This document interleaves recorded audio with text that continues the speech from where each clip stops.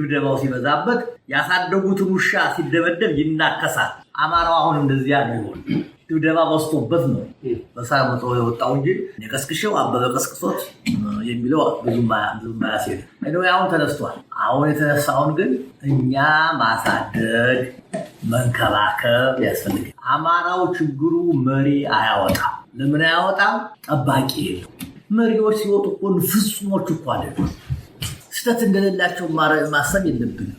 ስራቸውን ደግፋለን፣ እናረማለን፣ ምልክት ናቸው ይቆዩ ተብሎ ነው እንጂ እያንዳንዱ ትላልቅ ሰው ትላልቅ ስህተት አለበት። እኛ ያናናረግ ዛሬ ደግሞ መገናኛ ብዙሃኑ በዝቷል። ብቅ የሚሉትን ሰዎች አናታቸውን እንላለን። ያ እንዳሆን የዚህ አካል እንዳሆን ትዕግስት እንደሚያስፈልገን አሁን በጣም ፈጣን ነው ያለው እድገቱ። በ3 ዓመት ጊዜ ውስጥ ይህን ያለ ሰራዊት የገነባ ነፃው እንቅስቃሴ የለም። ያውም ሌላ ሀገሮች እየረዷቸው፣ ሌላ ሀገር መረጃ እየሰጣቸው፣ ሌላ ሀገር ትጥቅ እየሰጣቸው፣ ስንቅ እየሰጣቸው እንደዚህ የደረሰ ይሄ በራሱ በአማራ አብራክ ታጥፎ በራሱ ጠመንጃ የታጠቀ ሰራዊት ነው ያለ። ይህንን እናሳድግ፣ እኛ እንመካከል። አማራ ይህንን ካጣ ይህን ድል ካጣ ይህንን ስናደርግ ጋሽ ተክሌን በሰራው ባደረገው አስተዋጽኦ ሪኮግናይዝ ስናደርግ ጋሽ ተክሌን ሳይሆን እኔ የማስበው አሁን ትግሉ የተሻለ እይታ እንዲያገኝ እድል ይሰጣል። ስለዚህ ሌሎች ወንድሞቻችን እና እህቶቻችን በሌላ ቦታ ያሉ ተመሳሳይ ስራ ቢሰሩ እንደ ምክንያት አማራውንም እንዲሰባሰብ ማድረግ ይቻላል። ስለዚህ ሁለት ነገር ነው ጥቅሙ። አንደኛ በእርግጥም ጋሽ ተክሌ ባደረገው አስተዋጽኦ እያመሰግነው ነው ከልባችን የከልቤ ነው አመሰግነው ማለት ለምናለት በሱ ቅድም እንደጀመርኩት ኑሮ ሊኖርበት ቤተሰቡን ልጆቹን ሊያሳድግበት ሳይሆን በሞኝነት ቅድም በገለጸው አግባብ ነው ይህን እየሰራ ያለው። ለመኖር ቢሆን ኖሮ ቁጭ ብሎ እየጻፈ ጠቃሚ ነገሮች እየጻፈ ለገበያ የሚሆን ባለው እውቀት ማለት ነው። ጋዜጣም ሊሆን ይችላል ወይም ደግሞ ሚዲያም ሊሆን ይችላል። እንደዛ ቢሰራ ራሱንም ማኖር ይችላል። እዚህ ከተማ 3 ጊዜ ጠርቻለሁ። ስንት ሰው ተገዳችሁ እንደሆነ ታውቁታላችሁ። ጎንደር ህብረት የሚባል ሸዋ ህብረት የሚባል ጎጃም አላያንስ የሚባል የፈጠራቸው ግንቦት 7 ብርሃኑ በወረቀት የፈጠራቸው ሞረሽና አማራ እናዳክም አማራ ከተማ ተደራጀማ እኛ ያጠፋናል በሚል ይሳል። እዚያ በኋላ ሞረሽን 2 ጊዜ ዓለምን ዞርኩኝ። ግን ዓለምን ዞር እናንተን የሚያክል ሰው አላገኘሁም። ልብ አድርጉ። እኔ ዞራለሁ እንጂ አማራው አይሰበሰብም። እዚያ ላይ ግንቦት 7 አለ፣ ያፓ አለ፣ ኦነግ አለ፣ ሜሶን አለ፣ በአዲኖ አለ። እሱላ እኔን ስም ሲያጠፋ ነው የሚውለው። እኔ ግን የአባቴ ቃል ኪዳን ነበር ሞኝ መሆን አለብኝ ነው። አሁንም አማራው ሞኝ ሰዎች አሁን የምታቆሱ ሰዎች ሞኝ ናቸው። ይህን መታወቅ መቻል አለባቸው። ሚስቴ ቢሉ አባቴ ቢሉ እናቴ ቢሉ ይወጣች ለዚህ ሞት ልጆች ሞኝ ሆነው ይሄ የአባቴ ቃል ኪዳን ነው። እዚያ በኋላ እንግዲህ እናንተ ብዙም ታውቁታላችሁ። የምችለውን አድርጌያለሁ እና ደግሞ እድለኛም ነኝ። ይህንን ስል እኔ ብቻ ጀምርኩት። ያሁኑ የአማራው እንቅስቃሴ ተክሌ ቀስቅሶት አበበ ቀስፎት እኔ እንደዚያ አልቃይሽም። ጤና ይስጥልን የተከበራችሁ የህብር ሬዲዮ ቤተሰቦችና አድማጮች፣ የዛሬ ልዩ ዝግጅታችን ባለፈው ወር በዚህ በላስ ቬጋስ ለአቶ ተክሌ የሻው የተዘጋጀውን የአክብሮት ምሽት ይመለከታል። በዚህ የአክብሮት ምሽት ላይ አቶ ተክሌ የተናገሯቸው ንግግሮችና የአክብሮት ምሽቱን ያዘጋጁት ጥቂት የአማራ ብሔር ተወላጆች መኖሪያ ቤት በተዘጋጀ የራት ግብዣ ስነስርዓት ላይ በመገኘት ለአቶ ተክሌ የሻው ያላቸውን አክብሮት በመግለጽ ማስታወሻ ሽልማት አበርክተውላቸዋል። የአማራ ህዝብ የመብት ተሟጋች በአማራ ህዝብ ላይ የተፈጸመውን የዘር ማጥፋት ጥቃት በመረጃና ማስረጃ ጭምር በመጽሐፍት እንዲታተም በማድረግ በሰነድ እንዲጠረዝና ለዓለም አቀፍ ተቋማትና መንግስታት ጭምር እንዲደርስ በማድረግ ሞረሽ ወገኔን ቀደም ሲል ካቋቋሙት በግንባር ቀደምትነት ከፍተኛ አስተዋጽኦ በማድረግ ወደ ኢትዮጵያ የሚተላለፍ ሬዲዮ ጭምር እንዲቋቋምና የአማራ ህዝብ እየደረሰበት ያለውን ማንነት ተኮር ጥቃት ተደራጅቶ እንዲከላከል የጠላቶቹን የጥላቻና ጥላቻ የወለደውን የዘር ማጥፋት እርምጃ በአግባቡ እንዲረዳና ነቅቶ እንዲከላከል ሰፊ አስተዋጽኦ በማድረግ የታሪክ ጥናታቸውና ምርምራቸውን ተከትሎ የተለያዩ መጽሐፍትን ጭምር በማዘጋጀት ከፍተኛ አስተዋጽኦ አስተዋጽኦ ማድረግ ዛሬም ለአማራ ሕዝብ የህልውና ትግል የበኩላቸውን አስተዋጽኦ ያደረጉ ይገኛል። አቶ ተክሌን በዚህ በላስ ቬጋስ በተዘጋጀላቸው የአክብሮት ምሽት ላይ የአማራ ማህበር በኔቫዳ ፕሬዚዳንት አቶ መስፍን ዘመድኩን ዝግጅቱን ያዘጋጁበትን ዓላማ መሰረት አድርጎ አጠር ያለ ማብራሪያ በመስጠት አቶ ተክሌ በመድረኩ ለመጀመሪያ ጊዜ የተናገሯቸውን አስተያየቶች ጭምር አካተን ይዘን ቀርበናል። የፕሮግራሙ አዘጋጅ ሀብታሙ አሰፋ ነኝ። ዝግጅቱን እስከ መጨረሻው እንድትከታተሉ በአክብሮት እንጋብዛለን። እሺ፣ ሁላችሁንም አሁን እዚህ ከኛ ጋር አብራችሁ ናችሁ አባታችንን በብዙ መንገድ ሊገለጽ የሚችል አባትነት ያለውን አቶ ተክሌ ሻውን እንድናከብረው በስራው ለአማራ ህልውና ትግል ባበረከተው በወጣበት በወረደበት እና በደከመበት ከኛም በላይ ሀሳቡን ስራውን የሚቀበሉ ሰዎች ሊኖሩ ይችላሉ። እኛ በተቀበልነው እና በተረዳነው መጠን የጋሽ ተክሌን ልፋት ለአማራው ራሱን ለመከላከል በሚያደርገው ጥረት ራሱን እንዲያቅ ሁላችንም ራሳችንን እንድናቅ የለፋበትን እና የሰራቸውን ስራዎች ዋጋ እንደምንሰጥና እንግዲህ በፈረንጅኛው ሲነገር ምናልባት ሰፋ አድርጎ ሊገልጸው ስለሚችል ሪኮግናይዝ ለማድረግ ነው የተሰባሰበው። መቼም ማንኛውም ነገር የሚጀምረው ከትንሽ ነው። እያንዳንዱ ማይል ከአነስተኛዋ ከአንድ እርምጃ ነው የሚጀምረው እና ጋሽ ተክሌ የጀመረው የለፋበት ከሱ በፊትም የለፉ እና መንገዱን ያሳዩ ቢኖሩ እሱ ደግሞ ብቻውን ሲወዛወዝ እንደነበረ እናውቃለን። ያ አሁን ባለንበት ሁኔታ ምን ያህል ደረጃ ላይ እንደደረሰ የእሱ አስተዋጽኦ ምን እንደሆነ ሁላችንም እንገነዘባለን። ይሄንን አስተዋጽኦውን በደንብ በሚገባው ልክ ሪኮግናይዝ ማድረግ ስለሚኖርብን ያ ነው መነሻ ሀሳባችን ዛሬ እዚህ የተሰባሰብንበት። ስለዚህ ጋሽ ተክሌ በየዘመኑ እንደ ጋሽ ተክሌ አይነት ሰዎች ህዝባቸውን የሚያነቃቁ ከጥፋት ለመዳን እንዲችሉ የሚጮሁ አሉ፣ የሚያነቁ ሰዎች አሉ። ስለዚህ ጋሽ ተክሌ እየተረዳውን እና ያየውን ልትጠፉ ነው፣ ኑ አንድ ላይ ተባበሩና ቁሙና ሊያጠፏቸው የመጧቸውን ተገዳደሯቸው ብሎ ብዙ የለፋ አባታችን ነው። ይሄንን ሳናውቅ ያንጓጠጠን እንኖራለን፣ እየተቃወምን ልንኖር እንችላለን። ነገር ግን እውነትና ንጋት እያደሩ ይገለጣል ነው እና የጋሽ ተክሌ ልፋት ተገልጦ አሁን አማራ ሁሉም በያለበት ራሱን ለመከላከል አንድ ላይ ሆኖ ቆሞ አሁን ያለበት ደረጃ ላይ ደርሷል። ስለዚህ ዛሬ እኛ እዚህ በኔቫዳ ውስጥ በላስ ቬጋስ የምንገኝ አማራ ተወላጆች ይሄንን አስበን ነው ጋሽ ተክሌን ከመካከላችን አድርገን ይሄንን እንድንነጋገር በዚህ ምሽት የተገናኘ ነው። እንግዲህ ወንድማችን በቀለ በቤቱ ይሄንን ሁሉ እንድናደርግ ስለፈቀደልን እናመሰግነዋለን። ባለቤቱን ወይዘሮ ፀሐይ፣ እናንተም በዚህ ተገኝታችሁ ጋሽ ተክሌን ለማክበር ስለተገኛችሁ በግሌ በጣም አመሰግናለሁ። ጋሽ ተክሌ ደግሞ የሚለው ነገር ካለ እናዳምጠው። እግዚአብሔር ያክብርልኝ። እግዚአብሔር ለሁሉም እሱ ሲኖርበት ነው ሰው ያስባል፣ እግዚአብሔር ይፈጽማል ነው የሚሉት አባቶቻችን። እንደው ግን እኔ ቤተሰቦቻችን ናቸው የአስተሳሰባችን መሰረትና በፊት ተናግሬው አላውቅም፣ ግን ዛሬ ቦታው ይመስለኛል ብናገረው። በ1900 እንግዲህ ወያኔ 6 ጊዜ አስሮኛል። በኢትዮጵያ ለመጀመሪያ ጊዜ ብቸኛው ሰው በኢትዮጵያ እንዳልሰራ በመለስ ፊርማ የተከለከልኩ እኔ ነኝ። በዚያን መነሻ በማድረግ ተናገር የሚባል ጋዜጣ ነበረኝ። በሱ ጋዜጣዋ 6 ወር ነው የሄደችው። 6 ወር አልቀጠለችም። እኔን 1 ዓመት ፈረዱብኝና ዘጉት። ስሬን ጨርሼ ስወጣ አባቴ ይመጣሉ። አባቴ እንደጋጣሚ እድሜ ባለጸጋ ናቸው። በ101 ዓመታቸው ነው ያረፉት። ልክ ከተቱኝ እሳቸው። እንግዲህ ስለ ቃሉ እንግዲህ እንደ ድሮ ሰውት እንደተነገረው ነገራቸው። እሳቸው ምክትል ገዥ ነበሩ በዘመናቸው። 39 እስከ 65 ድረስ ምክትል ገዥ ናቸው።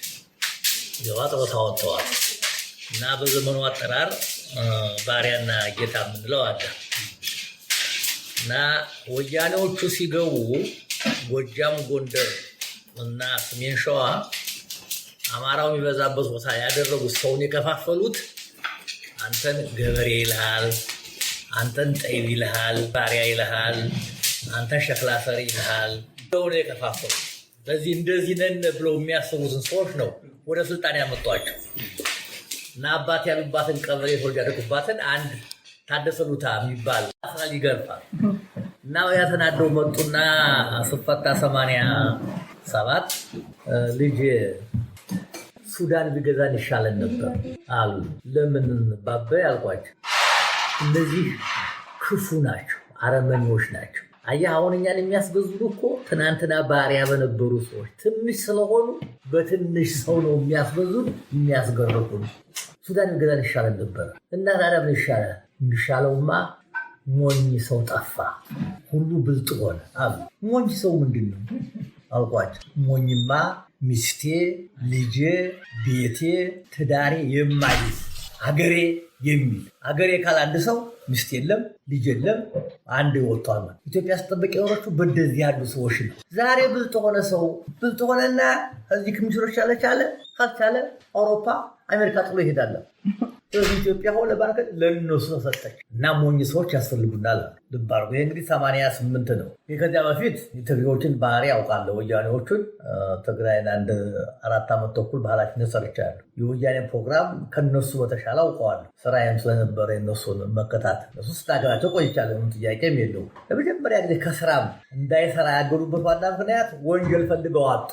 መጀመሪያ በግፍ ሲያስሩ እኔንም አሰሩ ግንቦት 20 ምናምን ግን በ4 ወር ጊዜ ውስጥ የትግራይ ገበሬ ያውቀኛል መጥቶ ነው ያስወጣኝ። የዛ ጊዜ በህዝብ ድምፅ እነሱን እንትን ይላሉ። ስለዚህ ህዝቡ አመፀባቸው፣ ሊያስሩኝ አልቻሉ። ግን መስራት የለብኝም ምክንያቱም እንደ ቄም አድርገውኛል። ብዙ ገሴጃ ያውቁታል እና ያን አውቁ ስለነበረ ታግያቸዋለሁ። ጋዜጣ ጽፋለሁ፣ እናገራለሁ፣ የምችለውን አደርጋለሁ። ከዚያ ጋር መሀድ ተመሰረተ። መሀድ እንግዶቻችሁ ታውቁት ይሆናል። ተነበረቻችሁ እዚያ ጊዜ የኢሰፓ አባል የሆነ ሰው ወንጀለኛ ነው እና መሀድ አይቀበልም። የኢሰፓ አባል የሆነ ሰው በአባልነት አይቀበልም። ወደን አስገቡን ብንላቸው በፍጹም እናንተማ ድርጅት ታፈፋላቸው ይሉናል። ግን የጽሁፍ ችሎታ ስለነበረኝ ኃይሉ ሻውል እንደገና ደግሞ ሙልጌታ በሪሁን የሚባሉ ነበሩ የስራ አስፈጻሚዎች። እነዚህ ሁለቱ ሰዎች ጋር የሚጻፍ ነገር ሲኖር የሚጠና ነገር ሲኖር አሳይመንት ይሰጡኛል። ከኋላ ሁኛ ለነሱ ይሰጡኛል፣ እኔ ለነሱ ሰርቼ እሰጣለሁ። በዚያ በቀጠልኩኝ። ያም ሆኖ አልተቻለም። እንግዲህ የኔ ኑሮዬም ጋዜጣም እንዳልሰራ ተከልክያለሁኝ። ንብረትም የለኝ። በዘመኔ ሲኖር ባንክ አላውቅም። አፍታፍ ለምኖረው እና ኢዴፓ ሲመሰረት እንግዲህ ያስቤ ነው። መስራቾቹ ልደቱ ሰሙ፣ ሙሸ ሰሙ፣ አብድራማን አሁን ቅርብ ጊዜ የተፈታ አብድራማን ሰሙ ማብያለሁ። ሰሙ አብድራማን ሶስቱ እና ከመሀድ የወጡ 15 ልጆች ናቸው የተመሰረቱ። የዛ ጊዜ ፓርቲን መስርት ብለው አብድራማን ይቀርበኛል። አብድራማንና ልደቱ ጓደኛሞች ስለሆኑ እና አንተ ፕሮግራም ልየዋቁት ፕሮግራሙ ሳየው ይሄ በዚህ አይስማማኝም በይተኩ ትላቸዋለሁ። ተስማሙ። ያን ፕሮግራም አዘጋጀው ጨረስነ። እሱንን ሰዎችን ያስመርጠን እኔ ድርጅት ጉዳይ ምክትል ኃላፊ ሁኜ ተመርጬ እኔና ልደቱ አንድ ቀን ታሰርነ። ይሄ 93ቱ የተማሪ እንቅስቃሴ ማነው ተማሪዎች የተንቀሳቀሱት እንግዲህ አብዛኛዎቹን የመሀድ የኢዴፓ የደቡብ ህብረት ሰዎች አመፅ ይመራሉ የተባሉት ሸዋሮቢት፣ ታጠቅ፣ ዝዋይ አፍረው ወሰዱና እና በርካታዎቻችን 7000 ነው ወደ ዝዋይ ማነው የሸዋሮቢት የወሰዱና 70 ሰው በሚል እስር ቤት 300 ሰው ነው ያሰሩት።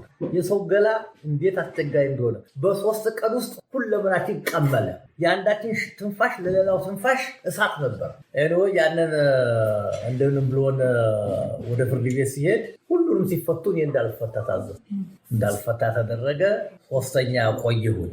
አሁን ቀጠሮ እመላለሳለሁ። ድሮ ደህንነት የአየር ኃይል የነበረ ኋላ በደህንነት ውስጥ እነሱ የሚያሰሩት አብራሪም ነው አስተማሪም ነው አውቀዋለሁ። እሱ በሱ በኩል መረጃ ይደርሰውና መልዕክት ልክብኛል።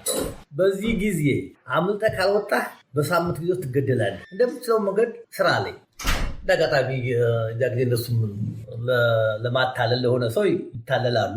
አራዳ ጊዮርጊስ ያለው አሁን ምን እንዳደረጉት አላውቅም። ጣይቱ ማዕከል ነው ምናምን ያደረጉት ነበር ፍርድ ቤት መላለሰው።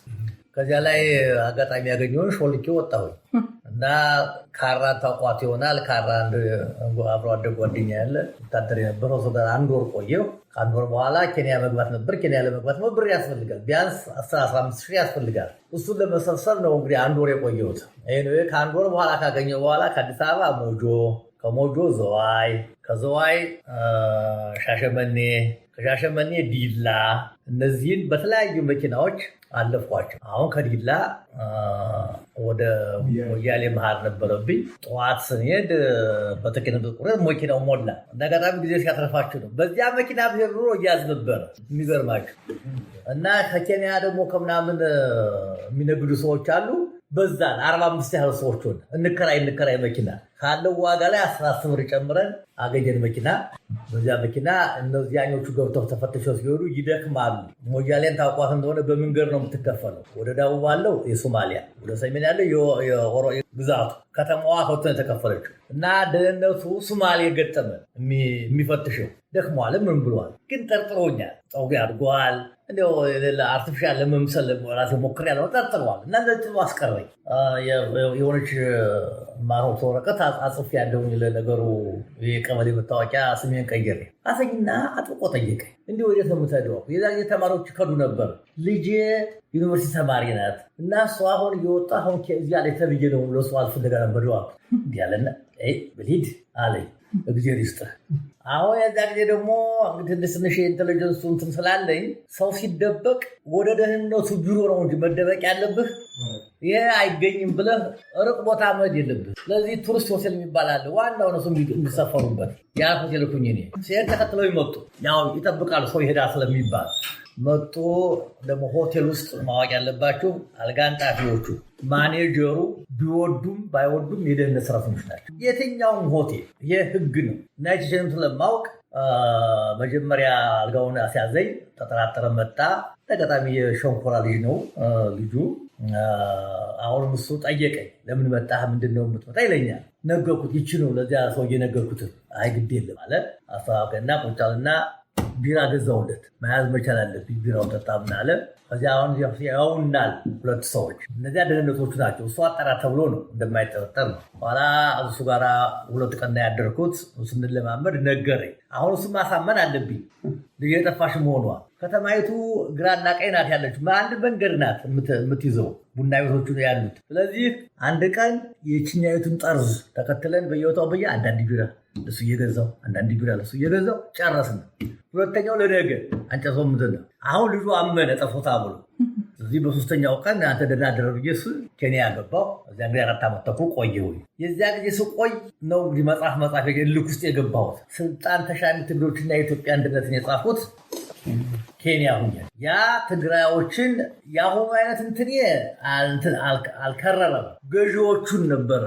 የዛ ጊዜ መጽሐፉን አይታችሁት ከሆነ ያተኮርኩት 1600 ገጽ ነው። በእጄ 3 ጊዜ ነው የጻፍኩት። ያ በምን ረዳኝ? ያን መጽሐፍ ታስሬ ባልኩ በዚያ መጽሐፍ ስራ ላይ የኬንያ ፖሊስ ይገለኝ ይችል ነበር። በቀረው ባይቀር በኢኮኖሚ ይገለኛል። ወጣ ሲባል መያዝ አንጣ ሳንቲም ስለሚሉ ስለሚያስገቡ ስለሚያስሩ አልወጣም። ከዛ ጊዜ ጀምሮ በእነሱ ላይ ያለውን ድሮ ማወቃቸው ታሪካቸውን ኋላም በመጽሐፍ ማጠናከርኩት። በ2004 እዚህ ሀገር መጣሁ። እሱን ማሳተም ነበረብኝ። አገር ውስጥ ያሳተምኩት የዛ ጊዜ 2004 ስመጣ የቅንጅት ህብረት እየተባለ ተጀምሯል እና የራሴን ህይወት ሳላደላድል ቆየ። ከኋላ ዝም ብዬ አዳምጥ ነበረ። ኋላ ሲከፈሉ ግንቦት 7 ሲከፍላቸው ብርሃኑ እና ብርሃነ መዋ አንዳርጋቸው ሆነው በቀደም ሲል በመሃድ ውስጥ ተሰብስቦ የነበረውን ሰው በመላው አማራ ድርጅት የነበረው ሰው ከፍለው ሲወስዱት እልክ ገባሁኝና እኔ ገባሁ። አንድ ሬዲዮ ነበር 1 ዓመት ተኩል የመራሁት። የአንድነት ድምፅ ስም ካሳስኩኝ የሚል ይመስለኛል። የመሃል እሱን ሬዲዮ 1 ዓመት መራሁላቸው። ያው የኮሌጅን ላይ ችግር ተፈጠረ። ከዚያ በኋላ ሰውን ማነሱን እያወቅኩት መጣሁ። አሁን 2012 ላይ ስንደርስ እዚያ ፊት እንጮኋለን። አብረን ስለ አንድ አማራ የምናስብ ሰዎች፣ አማራ ያሰሱ ሰዎች ለሞረሽ መመስረት ምክንያት የሆነ ጉራ ፈርዳ ላይ 78,000 ሰው ሲፈናቀል መግለጫ እናውጣ ስንላቸው እንዳወጣ ማለት ነው። እናንተ ደግሞ አማራ ናቸው ብለን የምናስባቸው ሰዎች ነው። ከእናንተ ጋርስ አንሆንም። ይህንን አንድ ስራ መስራት መቻል አለብን። 5 ሰዎች ከዚያ ወጣል።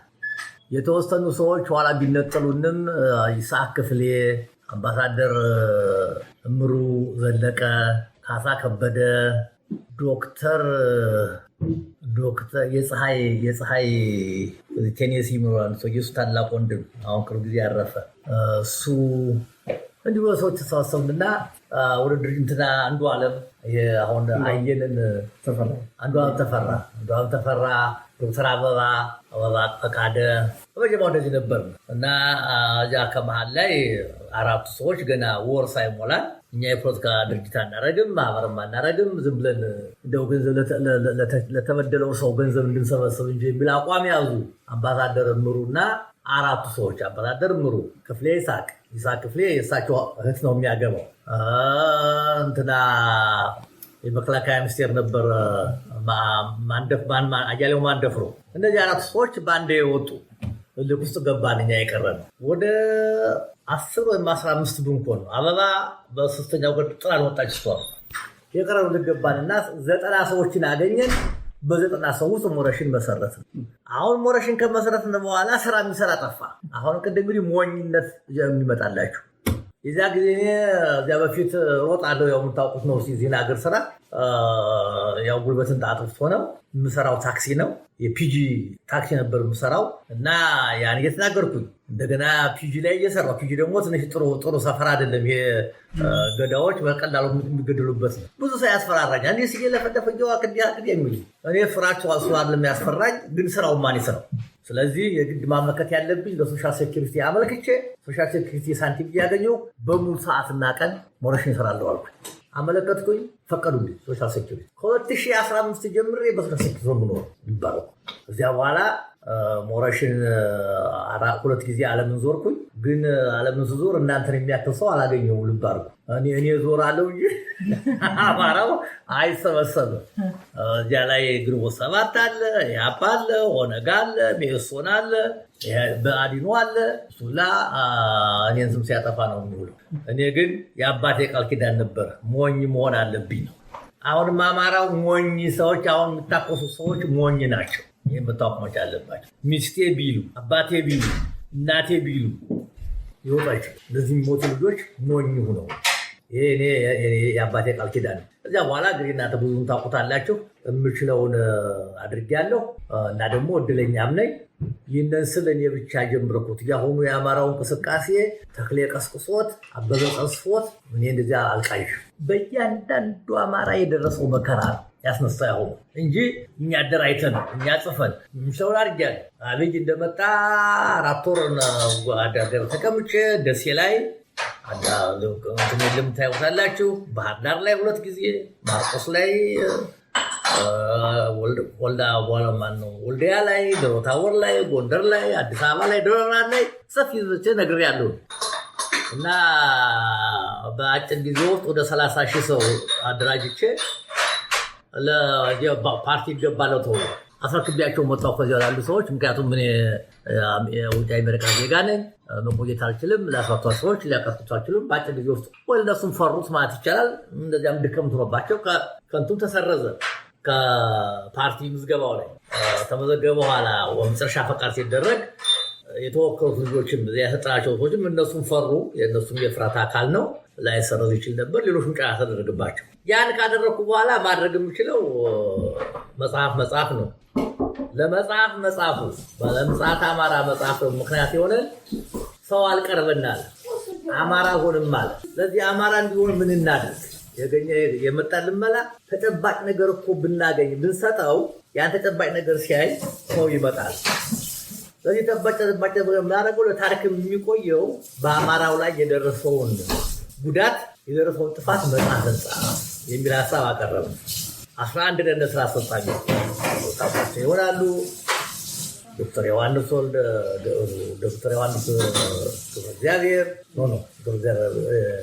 ገብረ ኢየሱስ፣ ዶክተር ገብረ ኢየሱስ፣ ዶክተር አረጋኸኝ ንጋቱ፣ ዶክተር አለማየሁ ጀንበሬ፣ አቶ መላኩ ተሰማ፣ አቶ ጌታቸው አለማየሁ፣ እኔ ስንት አደረግኳቸው? ቁጥራቸው ብቻ 11 አድርጓቸው አደረግንና እንግዲህ አሁን ማን ያጥናልን የአማራ አጥፋን ስንል እኔ ኃላፊነት ተወሰዱ ብለኝ ሰጡ። እንግዲህ አንተ አድርግ። እኔ መጀመሪያ ሀሳብ ያቆርጥ ስለሆንኩኝ ዛሬ 30 ዩኒቨርሲቲዎች አሉ። ከ30 ዩኒቨርሲቲዎች እንደው 10 አማራ አናጣም።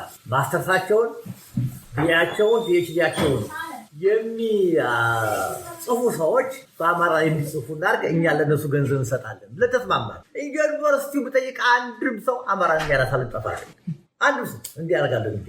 አንድ አብሮ አደጌ አገር ቤት ደርሶ ሲመጣ አንዲት መጽሐፍ ይዞ መጣ። የክፉ ሽንት የምትል መጽሐፍ። ይቺ የክፉ ሽንት የጻፋት ሙሉ ቀን ነው። ሙሉ ቀን ተስፋው እና ያ እዳ መሸም ስትጮህ የምትለው የጠቅመን ብሎ የሰጠኝ ሳነባት እኔ ውስጧ አለ የሚረዳችኝ ስሙንና ስልኩን አገኛለሁ በመጽሐፉ ላይ ይደውልለታል። እንዲህ እየፈለግን ነበረ፣ እንዲህ ምን መጽሐፍ አለ፣ ያንተን ሀሳብ ይጋራል፣ ታጠናለሁ። እኔ ገንዘብ ከሰጣችሁኝ ምን ችግር አለ? በጣም ጥሩ ገንዘብ እንሰጣለን።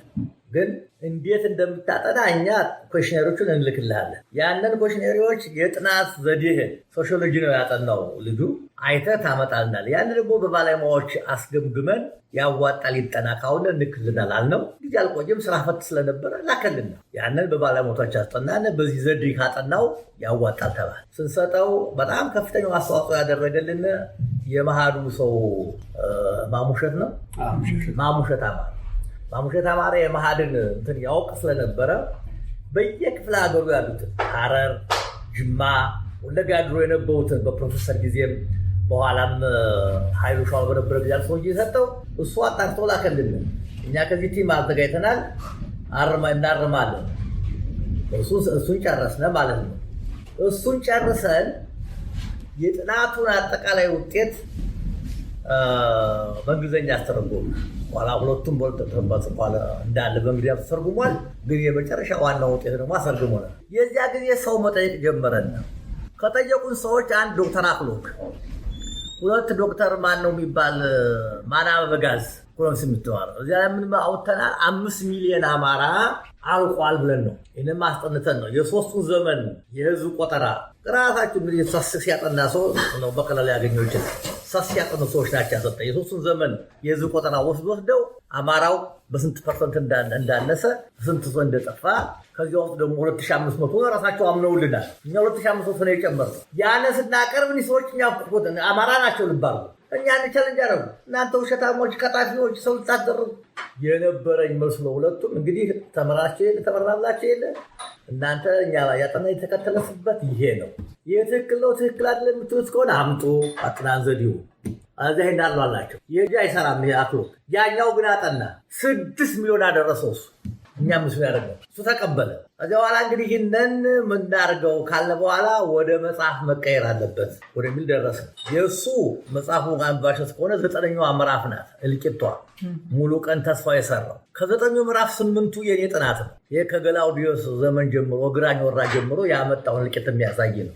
ያም መጽሐፍ ከጻፍን በኋላ ቢያንስ ሰው ግማሹ በጥላቻም ግማሹ በቆርቆርም ተነስቶ እንትን ሊያደርግ የሚችል ሰው አልተገኘም። ይሄ ላይ ወሽታቸዋል ይቀጥፋቸዋል የሚል አልተገኘም። ከዚያ በኋላ አሁን እንግዲህ መጽሐፉ ሲገባ ወስጄ ለደመቀ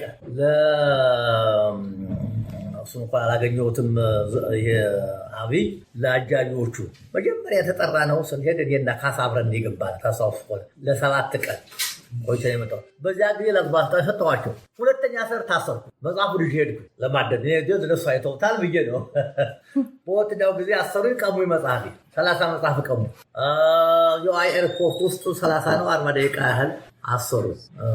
ለምን ያደረክ ያው ፕሮሰስ ያለው ዚያታች ስለሆነ እንዲያረገ ዛሬ እንግዳ መጥቶ ኤኒዌይ ልምጨርስ ስለነበረ ሊያሱኝ አልፈለጉ ቢያስቀሩኝ በገላጋይ የዚያ ጊዜ ገዱ አለ እና ገዱ ጋር በየክፍለ ሀገሩ ስዞር ግንኙነት ፈጥረናል። ሀገር የተመልሼ መጣሁ። ከዚያ በኋላ አልሄድኩም እና ባጭሩ ሲጠቃለል ይህን የሰራሁት ሞኝነትን ከአባቴ በመውሰድ ትውልድ አንዳንድ ሰው ያስፈልገዋል። ስንሰራ ግን እኔ እከበራለሁኝ ስሜ ይመጣል ብለን ካሰብነ ስህተት ነው። እንዲህ አገኛለሁኝ ጥቅም አገኛለሁ እሻላለሁ ካልነ አይሆንም፣ ሊሆን አይችልም። በታድሎ ይሸለሙ ይኖራሉ፣ ጊዜ የሚያስታውሳቸው ይኖራሉ። ግን ስራቸው ግን አባ ባህሪ እና መነሻዬ አባ ባህሪ መጽሐፍ ስታነቡ እዚያ ደግሞ አሁን ሀብታሙ የጻፈልን በረራ በጣም ቆንጆ መጽሐፍ ነው። መነሻው የአባ ባህሪ መስጠት ነው። እነዚያን በማያዝ ነው የመጣሁት እና አስረዘምኩባችሁ። ሞኝ እዚህ ከተማ 3 ጊዜ ጠርቻለሁ። ስንት ሰው ተገዳችሁ እንደሆነ ታውቁታላችሁ። ጎንደር ህብረት የሚባል ሸዋ ህብረት የሚባል ጎጃም አላያንስ የሚባል የፈጠራቸው ግንቦት 7 ነው። ብርሃኑ በወረቀት የፈጠራቸው ሞረሽና አማራ እናዳክም፣ አማራ ከተማ እስከደራጀማ እኛ ያጠፋናል በሚል ሳንዲያጎ ነበረ ህዝባዊ ስብሰባ ላይ እኔ እንደዚያ አዳራሽ ተከራይቻለሁ። ታማኝ ጋር አዳራሽ ተከራይቶ የዛ ጊዜ እንትና የተያዘ ጊዜ ነው። አንዳርጋቸው ጽጌ የተያዘ ጊዜ ነው። እኔም አንዳርጋቸው ጽጌ የሚል ኃይለ ላሬው ልባሩ ለእኔ ብሎ ከቴኔሲ ነው የመጣ። ከዚያ ወዳሉ ይሄ ደግሞ ኢትዮጵያ ሰማይ እያለ የሚጽፍ ጌታቸው ረዳ እሱ አንድ አርቲክል ጽፏል። ምጽአተ አማራ ላይ ታገኙታላችሁ። የሁለቱም ጽሑፍ አለ። ምጽአተ አማራ ላይ እንዴት የትግሬ ብሔርተኞች አማራ እንዴት እንደሚጠሉ መነሻቸው ምንድን ነው የሚል ርዕስ ይላጅ ሰጥቶልኛል። እነሱ ይዤ ቁጭ ብዬ 3 ሰው ብቻ ልባሩ የኛው አዳራሽ ያጨበጭባል። የዛ ጊዜ እኔ ምንም አልተሰማኝም። እነዚህ ያለመጡት 3 ሰዎች እኔ 3 ሰዎች አስተማሩን ነገሩልኝ። እኛ ታዝበን ቀረ እና ተስፋ ባለመቁረጥ በመሞኘት ነው እንጂ እኔ እሰራለሁኝ፣ ልጆችን ያሳድጋለሁኝ፣ እኔ የተሻለ ነገር እኖራለሁ ብል መኖር ይቻላል። ማንም ሰው እንደሚኖረው ግን ሞኝነት ያስፈልጋል በሚል ነው ያደረኩት እና ዛሬ እንግዲህ አበዛውባችሁ። ያደረኩት ራሴ ነፃ ለማውጣት እና እውነት እንዲረዳ ለማድረግ ነው እና ካሁን በኋላ ያ በራሱ ጊዜ ቅድም እንዳልኳችሁ ድብደባው ሲበዛበት ያሳደጉትን ውሻ ሲደበደብ ይናከሳል። አማራው አሁን እንደዚያ ነው ይሆን። ድብደባ በዝቶበት ነው በሳር መጥቶ የወጣው እንጂ የቀስቅሼው አበበ ቀስቅሶት የሚለው ብዙም ማያስሄድ ነው። አሁን ተነስቷል። አሁን የተነሳውን ግን እኛ ማሳደግ መንከባከብ ያስፈልጋል። አማራው ችግሩ መሪ አያወጣም። ለምን አያወጣም? ጠባቂ የለው። መሪዎች ሲወጡ እኮ ፍጹሞች እኮ አይደሉም። ስህተት እንደሌላቸው ማሰብ የለብንም። ስራቸውን እንደግፋለን፣ እናረማለን፣ ምልክት ናቸው ይቆዩ ተብሎ ነው እንጂ እያንዳንዱ ትላልቅ ሰው ትላልቅ ስህተት አለብን። እኛ ያናናረግ ዛሬ ደግሞ መገናኛ ብዙሃኑ በዝቷል። ብቅ የሚሉትን ሰዎች አናታቸውን እንላለን። ያ እንዳሆን የዚህ አካል እንዳሆን ትዕግስት እንደሚያስፈልገን አሁን በጣም ፈጣን ነው ያለው እድገቱ። በ3 ዓመት ጊዜ ውስጥ ይህን ያለ ሰራዊት የገነባ ነፃው እንቅስቃሴ የለም። ያውም ሌላ ሀገሮች እየረዷቸው፣ ሌላ ሀገር መረጃ እየሰጣቸው፣ ሌላ ሀገር ትጥቅ እየሰጣቸው፣ ስንቅ እየሰጣቸው እንደዚህ የደረሰ ይሄ በራሱ በአማራ አብራክ ታጥፎ በራሱ ጠመንጃ የታጠቀ ሰራዊት ነው ያለ። ይህንን እናሳድግ፣ እኛ እንመካከል። አማራ ይህንን ካጣ ይህን ድል ካጣ ኩርድ ነው የሚሆን ወይም ከዚህ ሀገር ማና የምትላቸው አቦርጅ ነው የምትላቸው አቦርጅ አውስትራሊያ መሰለ እንደደሱ ነው ማንም ያላረደ እና ይህን ድል እንድናደርግ እንበርታ ነው ብለው ስላደረጋችሁልኝ ምስጋና ክብር እግዚአብሔር ይስጥልኝ። አመሰግናለሁ።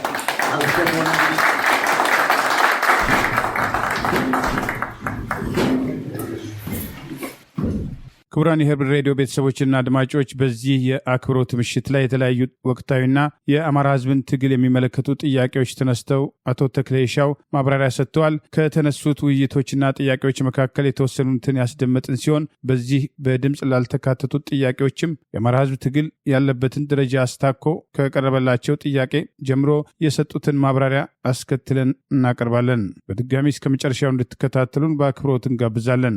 አሁን የተለያዩን አሉባልታዎች የከፈተው ይሄ ነው። ምን ማለት ነው? ቀደም ሲል ፕሮግራም ተጽፎ አላማችን ይሄ ነው፣ ግባችን ይሄ ነው፣ ፕሮግራማችን ይሄ ነው፣ የምንመራበት ድርጅት ይሄ ነው የሚል ሳይወጣ ነው። አሁን የአማራ ታምረኛ ህዝብ የሚያሰኘው ይሄ ሳይኖር ነው ይባላል። የመጠቃት የመደፈር ስሜት ይዞት ወጥቶ ዛሬ ሌሊት መከታተል ሌሊት ነው ብዙ ጊዜ የማየው ብራቷ መገናኛዎች አሁን የዚህ ጀነራል መሐመድ ሰራዊት ተበትኗል ባሉ እና ይህን ያህል የፈጠረው ቁጭት የፈጠረው ወጣት አሁን ይህ ዓላማ ስለሌለ እኔም በገባኝ ያም ገብቷቸዋል። መበጣቱ አማራችን ደግሞ ገብቷቸዋል። ግን አንድ አሰባስበን ልንከድበት የምንችለው ምንድነው የሚለውን አስማሚ የሆነ ያ ሊመራበት የሚችል ድርጅታዊ መዋቅር፣ ቁጥጥር፣ ክትትል የምንላቸው ነገሮች አሉ። አብሮ ሲገባ ሰውም ሁሉም ሰው ፍጹም አይደለም፣ ይሳሳታል፣ ይቀጣል። ወያኔዎች እኮ ለተራማ ጊዜ እኮ ከሴት ጋር መገናኘት ክልክል ነበር። በኢህአፓ ዘመን አንድ ቦታ ላይ ከሴት ጋር አይገናኙም ነበር ልባሉ። ትልቅ እንትን ነው እሱ ያን መቆጣጠር፣ ስሜትን መቆጣጠር። ኢህአፓዎች ምን ያደርጓቸዋል? ወንድና ሴት ብላ ያስተኛቸዋል። አሁን እሳትና ጭድን አንድ ላይ ያስተኝተህ እሳትን ጭድን እንዳትበላ ጭድን እሳት እንዳይበላኝ እንዴት ትችላለህ? ግን ይችሉት ነበር፣ አልፎታል። ይሄ በምንድነው? በዲስፕሊን ነው ያዙት። ሲሽር ቢገኝ ምንድን ነው አንቺም እንዳትቀየሚ አንድ ጥሩ ምሳሌ ልንገራችሁ። የተደረገው ነገር በኢህአፓ ነው። ሰውየው ይቸገርና ከአህያይቱ ጋር ይገናኝ እና ይያዛል። እንዲያርጉ ሊያስጠላ አፍርሰው ሊያስጠላ አህያ ጋር ተገናኘት ይባላል። ግን ህግ አልተከለከለም። አህያ ጋር የሚገናኝ ዋ የለም። ዳኛው ሊያድነውም ስለፈለገ እንደ አጋጣሚ ዳኛው ነው የሚነግረኝ ልባርጉ ሊያድነውም ስለፈለገ አንደኛ በህግ አልተጠቀሰም አለ። ምክንያት ሰጥ ይህን ያላደረገ በህግ አልተጠቀሰበት ሰው ሊቀጣ አይችልም ማለት ነው። ጠቅሶ አንድ እሱ። ሁለተኛ እንደውም ለታጋው መፍትሄ የተገኛል።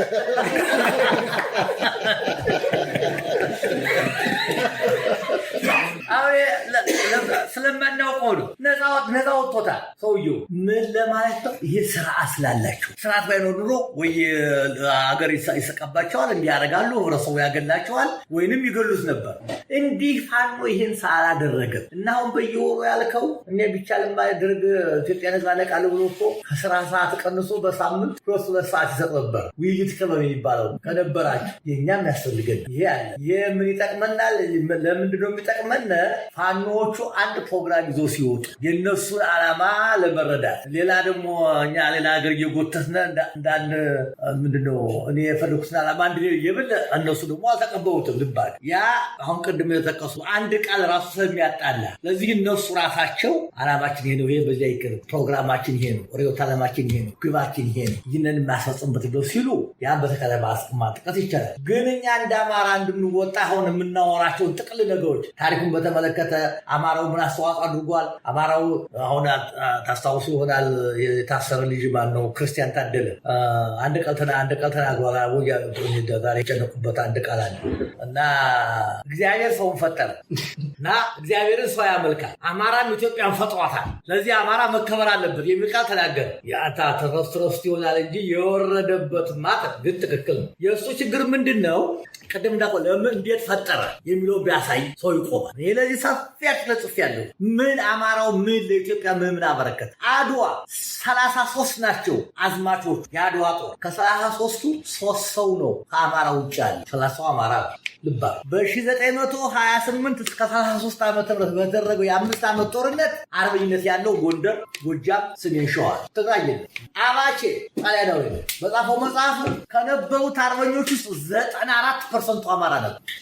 ተረምን ማለት ነው። ኢትዮጵያ ሰራት ማለት ያ ህዝብ ተምላለ በምን ቁጥር እኮ ነው የሚናገረው። ኢትዮጵያ ነጻነት በማስጠበቅ ኢትዮጵያ አንድነት በማስጠበቅ ስርዓተ መንግስት በመዘርጋት ህግ በማውጣት ቋንቋ በመፍጠር ፊደል በመስጠት ወጥ ጥንስስ ምንድን ነው? አሁን እንጀራና ዳቦ ያለርሾ ይሆናል። ይህን እኮ እርሾ የሰራች እኮ የአማራ ሴት ናት፣ የአማራ እናት እኮ ናት። ጠላን ገሾን አምታብቅ ለታልኩ ተላይ መቀበል እስኪ አንድ የሚያቀርቡት ነገር የላቸው። ለኢትዮጵያ ይህንን አድርገናል። ያለ ገንፎ ያለ በቆሎ ገንፎ ይህ እውነት ነው። መቀበል መቻል አለብን። ኒውተን ግራቪቲ ነው ፈጠር አይደለም። ኒውተን ነው። ሌላ ሰው ሊመጣ ይችል መጥቀስ አለብን። የሰራው ሰው መነገር አለ። ጥጥ ዘርቶ አብቅሎ ጥጥ ሰብስቦ ጥፍጥሬውን ከጥጥ ለይተው አሳስተው አባስተው ድራምጠው እና ነድፈው እሱን ቀይ ስኩታ የለበሱት የአማራ እናቶች ናቸው። ስለማናገረው አህያና ፈረስን አቀላቅለው በቆን ያስወለዱ ያገው አባቶች እናቶች ናቸው። ብዙ መጥቀስ ይቻላል። ይሄንን ታዲያ አሰራትን ማለት ይቻላል እንዴ? ሰርቷታል። ወጡን ሁሉ እንጀራውን ሁሉ ዳቦውን ሁሉ ደግሞ ይህንን እነሱ እኮ እየነገሩን ነው። እኛ እንቀበል አልሰማያልን ነው እንጂ አንድ ሃይማኖት፣ አንድ ቋንቋ፣ ምግቡ የአማራ ሃይማኖቱ የአማራ ልብስ ብለውናል አላሉ? ታደሳ ያን የሰራ አማራ ነው። እነሱ እኮ መስክረዋል። ይህን የመሰከረ ሰው ሌላ ምን ልናደርግ ነው? አሁን እንትን ያለውን ሰምታችኋል። ደግሞ ጸጋዬ ገብረመድህን ቅድም ጥሩ ተነገረ። ምን አለ? ጉበና አሁን የተሳይትን ደግሞ በአማርኛ ተናግሮ ለዚያ መንግስት አድሮ ከገደለ ጉበና ከአማራን በላይ አማራን ማን ነው? ጉበና ዳጨ ነው ያለ። ምን ማለት ነው? አማርኛ ተናግሯል። ክርስትና ተነስቷል። በአፄ ምኒልክ ስስ አድሯል። የአፄ ምኒልክ ፍላጎት አስፈጽሟል። ስለዚህ እሱ አማራ ነው እንጂ ኦሮሞ አይደለም ነው ያለ። ይህንን አዳቁ ይወጣል አለላችሁ። ይህን ካደረግን ምን አድርገናል? አስተምረናል ማለት ነው። አሰልጥነናል። እውነት ነው። እውነትን አንሽሽ። የኛ እውነቱን መናገር መቻል ያለብን እና ደው እንዳላረንብህ በየጊዜው መወያየቱ ይጠቅማል። እኔ ፈቃደኛ ከሆናችሁ ዛሬ ቴክኖሎጂ ምቹ ነው። ፈልጉሩስ መርጣችሁ በምን ርዕስ በምን ያረዳችሁ ካለ እናንተ ተሰበሰቡና ይህንን እንወቅ ካላችሁ፣ አይ የለም እናንተ በራሳችሁ አምጣችሁ ካላችሁኝ ለማስተማሩ እኔ ብቻ አይደለሁም አመጣለሁ ሰዎች የሚያስተምሩ። እዚህ ጋር እኔ ግራንድ መናገር ፈልገው የአቶ ተክሌ ሻው መጽሐፉን ራሱ ብታነቡት ብዙ ነገር ማግኘት ትችላላችሁ። ለምሳሌ የኢትዮጵያ የስልጣን ተሻሚ ትግሬዎች እና የኢትዮጵያ አንድነት የሚለው መጽሐፍ ከምጽአት አማራ የበለጠ በጣም ዲቴል የሆነ መጽሐፍ የጻፈ ያንን መጽሐፍ ብታነቡ ምን ያህል አማራ በቀላሉ ዝም ብሎ ትዊስትድ እንደሚደረግ መሀላችን አንዱ ገብቶ አማራ መስሎ እንዴት አድርጎ ወደ እነሱ ወደሚፈልጉት ነገር እንደሚወስዱን እንደሚበትኑ እንግዲህ በዛ መጽሐፍ ውስጥ እየተገለጸ ያለው ትግሬ ነው። ትግሬዎች ጎንደር ቤተመንግስት ውስጥ ገብተው እያንዳንዱን ሰው የተለያየ ነገር እየተናገረ እርስ በርሳቸው ያፋጫቸው ነበር። አሁንም ፋኖ ውስጥም እንደዚህ አይነት ነገር እየተፈጠረ ያለው የዚህ አይነት ሴንቲሜንት ያላቸው ሰዎች በዛ ውስጥ ገብተው ነው የሚያምኑት። ሌላው ግን ምንድነው አሁን በተደጋጋሚ ሁልጊዜ እንናገራለን እንዲሆነ ተበድለን እንዲሆነበት አይታችሁታል። ጎጃም ላይ የሚተኮሰው በሚሳይል እንድታቁ እንደሚደበድባቸው ይሄ ቁጭት ሰው ቋጭቶ ምን እናድርግ ምናምን ብሎ ከወደ አደባባይ አይወጣም። ምንድን ያደነዘዘን ነው የምትሉት? ምን ሆነን ነው እንዴ? ከምድረገጽ እንደጠቅላላ ዋይት ሀውስ እናደርጉ እኮ ነው የምንጠብቃለን። ትግሬዎች አሁን እርስ በርሳቸው ተከፋፍለው እኔ እነ ደብረጽዮን የሚቃወሟቸው ትግሬዎች ነው ከእነሱ ጋር ነው የምሟገተው። እኔ የደብረጽዮን ደጋፊ ነኝ እላቸዋለሁ። ለምን አሉ ይሄ እናንተንም ይመታልናል መንግስትንም ይመታልናል ከእነሱ ጋር ነው የምቆም አልኳቸው። ከእነሱ ጋር ነው የምቆመው። ታክቲካል መሆን መቻል አለብን። እንዴ ዝም ብለን በቃኛ ብለን ብቻችን የትም ምንደርስ አይመስለኝም። እያያችን ነው ጎንደር እርስ በርሱ እየተበጣበጠ እንዲያውም በአውራጃ በጎጥ በመንደር እየተከፋፈለ ነው የምናየው። እኔ እንግዲህ ጎንደር አይደል ደቡብ ጎንደርና ከጫፍ እስከ ጫፍ አውቃታለሁ ስለሰራሁበት። ግን በጣም የሚገርመው እዛው ደቡብ ጎንደርም ችግር አለ። እዚህ ከተማ ውስጥ የደቡብ ጎንደር ልጆች ናቸው ተክሌ ነው የሚሰሩት። ጋሽ ተክሌ ተወልዶ ያደገበት ቦታ የመጡ ጋይንቶች ናቸው። በግልጽ ነው የምናገረው። ደግሞ ስንተወባት ጉትት ሽማግሌ ነው ያለኝ ለኔ ይጎትት አባህና የእሱን ያህል አንድ ነገር ሳትሰራ የአንተ ቤተሰቦች አንተ ልጆች እህት ወንድሞች ተቀምጠው የሚማሩበት ትምህርት ቤት አይ ሄጀ ስላየሁት ሰው የተቀመጠ ሳይሆን ድንጋይ ተደረደረ የሚመስለው ሁሉም ራሳቸውን ተላጭተዋል። አንደኛ ሁለተኛ ሶስተኛ ክፍል ተማሪ 120 ህፃናት እንደዚህ መሬት ላይ ክላስ ለማየት ገብተው ማለት እኔ እግዚአብሔር ምስክሬ ነው ይቅር በለኝ ጌታ የተሰበሰበ ድንጋይ ነው እንጂ የሚመስሉት የሰው ልጅ ነፍስ ያለው ትምህርት ቤት የሚማር አይመስልም ነበር። ያ ቆጭቷቸው እየተደረገ ያለውን ነገር አብረን ለመቀለስ መጣጣር ሲገባል አይመጡም። በጣም ሀኔ ጋር አይታችኋል። በጣም ይሰርቡኛል፣ ያዋርዱኛል። ለምንድነው እንደዛ የሚሆነው? አብረው ስላልተሰለፉ ፋኖችን ጭምርት ስለሚቃወሙ የደገፉ መስለው ግን ደግሞ አፍራሽ ነገር ስለሚሰሩ እንደዚህ አይነቱን ሰው እንዴት አድርገን ነው የምንሰበስበው? እንዴት አድርገን ተሰበስበዋል? በጣም ከፍተኛ የሆነ ችግር ነው። ሰው እየተጨፈጨፈ እያየን ቆጭቶን ማንመጣ እንጂ እኛ የተራ ገበሬዎች ልጆች ነበር። ስልጣን አዚ በፊት ኑሮን አውቅ ምን ብሎን አውቅ፣ ግን በወገኖቻችን ላይ የሚደረገው ነገር ያንገበግበናል። ስለዚህ እንደው እኔ እንጃ በጣም እንዴት አድርገን አማራ ማድረግ እንደሚቻል በጣም ነው የሚቸግረን። አይቸግርም። አንድ ጊዜ ይቅርታ፣ በተለይ ማሰባሰብ ስለሚባለው እውነት ለመናገር እዚህ ከተማ ውስጥ የአማራ ማህበር አለ።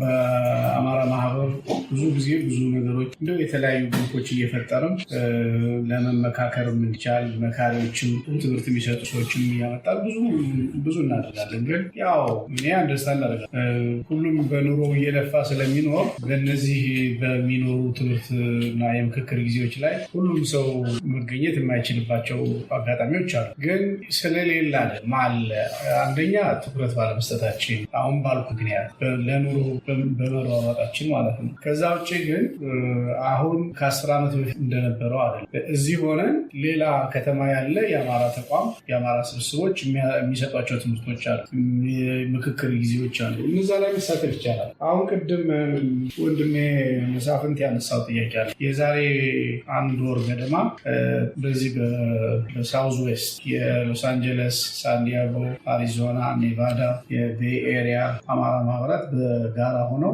የሚያዘጋጁት ትምህርታዊ ትናል እዛ ላይ አንድ በጣም ጠቃሚ ርዕስ ተነስቶ ውይይት ተደርጎ ነበር።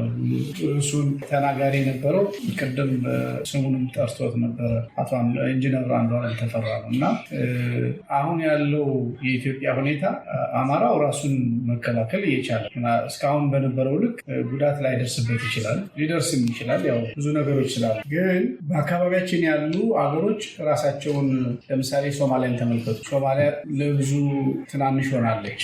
ሱዳንን ተመልከቱ። ኢትዮጵያም ከ30 ዓመት በፊት ኤርትራ ሄዳለች። አሁን ያሉትም ኢትዮጵያ ላይ መጥፎ ስሜት ያላቸውና እንገንጠል የሚሉ አሉ። ስለዚህ ቅድም ጋሽ ተክሌ ባለው ልክ ምናልባት አማራው ኃይለኛ ሆኖ እንዳይሆን ጥረት ያድርግ ብንልም ነገር ግን ኢትዮጵያ ወደ መበታተን ታመራለች የሚለው እንትን ፕሮባቢሊቲ 0 አይደለም፣ ሊሆን ይችላል። ስለዚህ እንደዚህ አይነት አጋጣሚ ቢፈጠር ምንድነው ማድረግ ያለብን? አማራው ምንድነው ማሰብ ያለበት? ሁሉም ራሱን በዛ ደረጃ ማዘጋጀት አለበት የሚል ትልቅ በጣም ጠቃሚ ነጥቦች አንስቶ ተናግሯል። አሁን ይህን እንግዲህ ለሁሉም ሰው የተለጠፈ ነው። እዚህ ውስጥ ያላችሁ ሁላችሁም እዛ ግሩፕ ላይ ያላችሁ የተሳተፈ ሰው ሰው እንዳለ አላውቅም።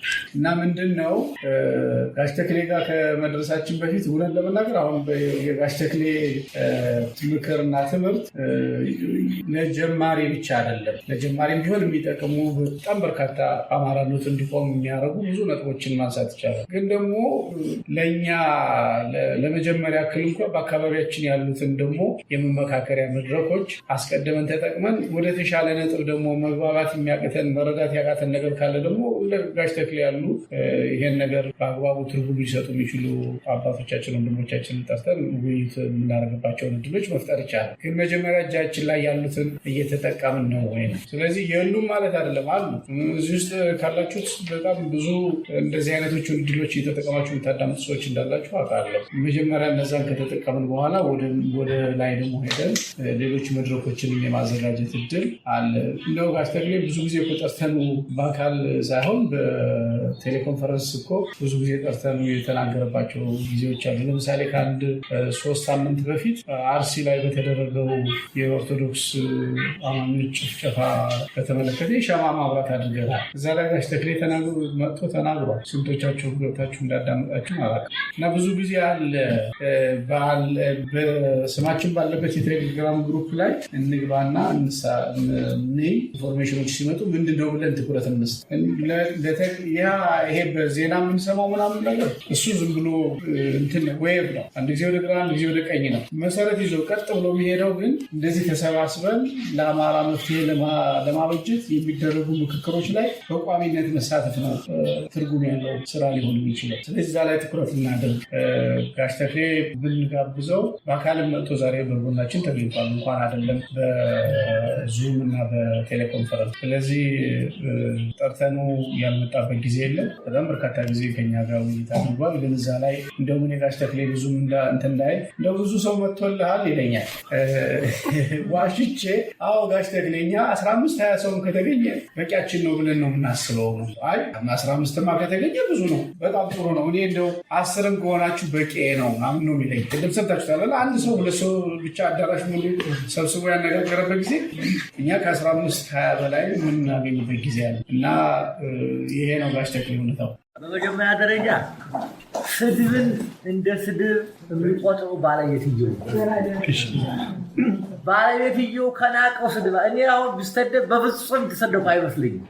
ልባል የመጀመሪያው እሱ ነው። ዘመዶቻችን ምን ይላሉ? ጨርቅ አጠባ ሄዶ አትርጩ። እንደዛሬው በመሽን አለ ታውቀው ወንዝ ነው የሚታጠበው።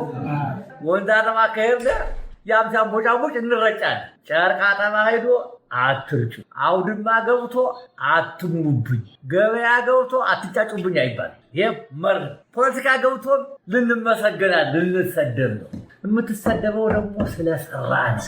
ሀቅረዛግ ጠላትህን ምንጊዜም ከጣፎቻችን ምስጋና መጠበቅ የለብን። አንድ የሚያዙ ሁልጊዜ ደስታ አይደለም። እንዲያውም የሚያነቃኝ እኔ ተናግሬ ተቃውሞ ሲመጣ ነው። ያን የበለጠ ምንድነው የተነካውሬ የሚያደርግ እንዲያ ካልሆነ ስራ ሰራ። አንድ እሱን ያዙ። ተነካን እንዳትሉ፣ ተሰደብን እንዳትሉ። ሁለተኛ ጎንደር ያልክ ዘመዶቻችን ተናግረዋል። እኔ እንዳልከው ነው። እኔ አሁን እውነት ልታናግረኝ ነው። እኔ ደጋፊዎቼ ጎጃሞችና ሸዋ ናቸው። እውነት ልንገራቸው ሲጀመር ጀምሮ ከሞረሽ ጋር ሄዱልኝ የሸዋና የጎጃም ሰዎች ናቸው። የቀረ የእኛም ማሳድጎች ናቸው። ምን ያለ ዘመዶቻችን የጓሮ ጠበል ምን ይሆናል? የልጥ መንከሪያ ይሆናል። አወይን የደብሩ ሰው ያርሳቸዋል፣ የውጩ ሰው ይሳልባቸዋል። ይሄ እውነት ዘመዶቻችን ነገር። እስቲ ጎንደርን የትኛውን የጎንደር ተወላጅ ያስተዳደረው? በንጉሱ ጊዜ ጎጃምን የትኛው የአካባቢ ተወላጅ ያስተዳደረው? ለምን አይመችም? ስለሚያውቅ ሆን ተብሎ ነው። እንዲያም አይሆን ያስተዳደረው። በንጉሱ ጊዜ ጎንደሬ ያስተዳድር አይችልም፣ አይገዛው። ይሄ እኮ የከሌ ልጅ ነው። ትናንት እንዴ የትናንት ልጅ ክደት ነው የሚያው ጭቃ ስታወካ ነው የሚያያለ ማውቃት አለብህ። ህፃነት አውቀዋል። ኋላስ ትናንትና ጭቃ የከሌ ልጅ ሆነ ነው የሚል የእኛ ሰው መጣ። ይሄ እኮ እኛ ነው ያሳድር አይልም እኮ ናስነልቦናው ማወቅ መቻል እና ጎንደሬ አንድ አምኖርበት ቤተክርስቲያን አለ። አፎ አደጎች ሰላም አሁንም ድረስ ሰላም አይሉ ሞርሱ አልጨነቅም ለእነሱ። እኔ ኮዚው የያዝኩት ኮዝ ነው ወይ ትክክል ነው ወይ ነው እንጂ እነሱ ይወዱኛል ያከብሩኛል ብያለሁ። ይሄ ነገር ጠዋት አንድ ነገር ሲሆን መጀመሪያ መጥቶ ጫማ ያሰር የሚወድቅ እሱ ነው። አንድ ጉርስ ይመጣል አድርሰኝ የሚለው እሱ ነው። የዛ ጊዜ ይመጣል እና ለዚህ አትጨነቁ። እንነከራለን ከሌ ይመጣል። እሱ አይሰራም። ቅድም ያቋ በመርህ ነው መጓዝ ያለብን። እየገድል ነው አለ እንጂ አንገድል ማለት ነው እንዴ? ልንጎድለው ስንመጣ ዝም ብሎ ይጠብቀን እንዴ? እንደሚንገራገር ማወቅ መቻል አለብን። አንድ በሱ ያዙት የሰውን ጉዳይ። ሁለተኛ የአማራውን ሰው ልቦና እንወቅ። ስነ ልቦናውን ካላወቅነ ታሪኩን ካላወቅነ አስቸጋሪ ነው። አማራ የልቡን አውጥቶ አይነግራችሁ ይንወቁ። አሁን ከላይ ተቀምጠን የምናወራው የልባችን አሁን ሰላም ይገኝ አልቀበልም። ብዙ ያዝናታለች ጨርሳ ትናገራለች። ይሄ ደግሞ ያደግንበት ነው። ዘመዶቻችን ምናገሩ በጣም ሬር ሰዎች ናቸው። የአንጀታቸውን የሚነጋገሩት በአማራ ውስጥ በቀረ በወዱ ይዞ ነው የቀረው ይዞ የሚሄደው እንጂ ጨርሶ አይነግረንም። ይሄ የአማራው ስነ ልቦና። ለምን አማራው አስተዳደጉና አሰራሩ ሃይራርኪካል ከቤተሰብ ጀምር አባት፣ እናት፣ የታላቅ ወንድም ነፍሳዎት ይፈጸማሉ። ክርክር፣ ውይይት የለም። በቤተክርስቲያን ሄዱ። የቤተክርስቲያኑ ቄስ ያለውን ጠቃላ መማር መቀበል ነው። ጥያቄ ወጣ። አሁን አይታችኋል። እንትን ላይ ጥያቄ ሲጠየቅ የፈለጉ ነው ጨውብን የሚሄዱ ሁለትኙን ውሸት ሰምተን የምንወጣ አታደጉ ያዩ አስተዳደርም ስከድ እንደ ዛሬው ሳይሆን አንድ ሰው ዳኛ፣ አስተዳዳሪ እና ጦር አዛዥ ነበር። ሶስት ስልጣን ነበር። አንድ ሰው እስከ 65 ድረስ የክፍለ ሀገሩ አስተዳዳሪ፣ የክፍለ ሀገሩ ከፍተኛ ፍርድ ቤት ዳኛ ነው ሰብሳቢ፣ የክፍለ ሀገሩ ጦር አዛዥ ነው፣ የክፍለ ሀገሩ አስተዳዳሪ ነው። እስከ 65 ድረስ ይህን ማወቅ መቻል አለባቸው። ይህ ስልጣን ያለው ሰው ነው። አያወያዩም። ኦሮሞዎቹ ስንሄድ ግን የዕድሜ አቻ ናቸው። ልባ ገዳ ማለት የዕድሜ አቻዎች፣ አንድ ዘመን የተወለደ አብሮ የሚሄድ ነው። ተመካክሮ እኛ ያ ሰውዬ ምሽት ካለበት ከዚያው አጠገብ አለው በሾክ የሚመጣው ልብ አድርጉ። ይህንን እንወቅ። ስለ ልቡናችን ታሪካችን ያማን ልብ ግን አልተሰበረ መሰበር አለበት። እኔ መቀጠል አለበት። ህንዱስ ላይ ነው ያን አተን ነው አብራሽ ያበላሸ ነው ባይነኝ። ስለዚህ እሱ ስላለ የምታስከብራት ያንተ ያችን የአስካት ሰይፍ ስልጣን ሰይፍ ናት አይደል? በየደረጃው የምትይዛት። ለምሳሌ ዘመዶቻችን ምን ይላሉ? የጤፍ ያህል የላቀ ምን ያደርጋል? የጤፍ ያህል ያደቃል ይባላል። ይችን ይፈራል አማራ። ይችን ያህል ልቆ ካየው አይነካውም። ምክንያቱም ያችኑ ያህል እንደሚያደቀው ያውቃል። አልባል ይሄ ስለ ልቦናችን ነው። ይህ ስለማናውቀው ነው ግር የሚለን እና በዚህ ምክንያት አማራ ውስጥ እስካሁን እስከ ደርግ ከደርግ በኋላ እንኳን አነሳደገ አውራጃ ገዢዎቹም ጠቅላዮቹም የአካባቢ ሰዎች ነበሩ። ግን ከፍተኛ ስም ተከትለው ከፍተኛ ስም እየተቀበሉ ነው። ተወደው አስተዳድረዋል ብላችሁ አይደለም። አሁን አጣፉ ታሪኩን ጎጃም ስል ምን ያህል እንደሚወዱ አላውቅም። የተወሰነ ጊዜ በዚህ በዘመነ ቀሮች በቂ አስተዳድረዋል። የደጃች ከበደን ያህል ተፈርቷል፣ ተወደዋል። የደጃች ፀሐዩን ያህል ተወደዋል። እሱን አላውቅም። ጎጃሞች ይናገሩ። መላኩ ተፈራ ጎንደር ያስተዳድረዋል። ግን የክፍሌ ዳዴ የሌተና ኮሎኔል ታምራት ይገዙ የጀርናል ወላ አምባሳደር ነው የሞቱ ሰው እያሉ ለሁለት ዓመት ያስተዳድሩ የእነሱን ክብር አግኝቷል? በፍጹም አላገኙም። ይህን አውቀው ስለማውቅ ለምን የአካባቢ ሰው ይሄ ችግር አለብን ይህን እንወቀው። ይህን ግን በራሳችን የምንይዘው ነው የምናወጣው አይደለም። እንደዚያ ይመስለኛልና እንትኑ የሚቀጥል ነው የሚያስተነግድ አይደለም። የእኛ ከትንሽ ነገር ነው የሚጀምረው። አሁን ቀላል ነገር አለምነት ብዙ ኃይል ነው። ይህ ኃይል ተመካክሮ አንተ ትብስ ከተባባላችሁ ነባዳ ያለውን አማራ ብቻ ሳይሆን አሜሪካ ለምን ታሳብራላችሁ? እርግጠኛ ነኝ ከዚህ ከጠነከራችሁ። አሁንም በተሻለ ለአማራው የትን ቦታ ላይ ስትኖር ሰፊ ነው። ከዚህ ሀገር የተሻለ የአማራ ድርጅት የለም። ዝም ብሎ ነው። አሁን እንግዲህ 200 ሺህ ምናምን የሞሩበት አካባቢ ዲሲ ነው አይደል? የለም 300 አለ 30 የአማራ ማህበር አለ። 2 ሰው 3 ሰው ይዞ እኮ ነው ቁጭ አንዱ ከአንዱ ጋር አያወራ። ለምን እኔ ካላስኳት እኔ ካልመራሁት ቅድም እንዳልኩ ደግሞ ከሌ እንደ ያለ እና አንድ አሁን ያልከውን ሽማግሌ በሰበሰ ምናምን የኔን እድሜ ይስጥህ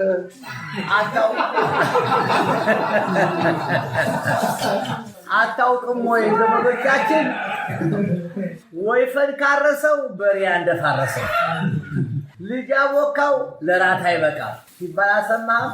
ደግሞ ጠንከር ሲል ደግሞ ካረባ ጎበድ ይሻል መለኩሴ ያስጎበድዳል በበትረ ይባላል። እና ከአንተ እሻላለሁ መልስ አልሰጠም። ከዚያ በኋላ እኔ እዚያ ጊዜ የምፈራ ቢሆን ኑሮ ሽምግልና ውበት ነው፣ መታደል ነው።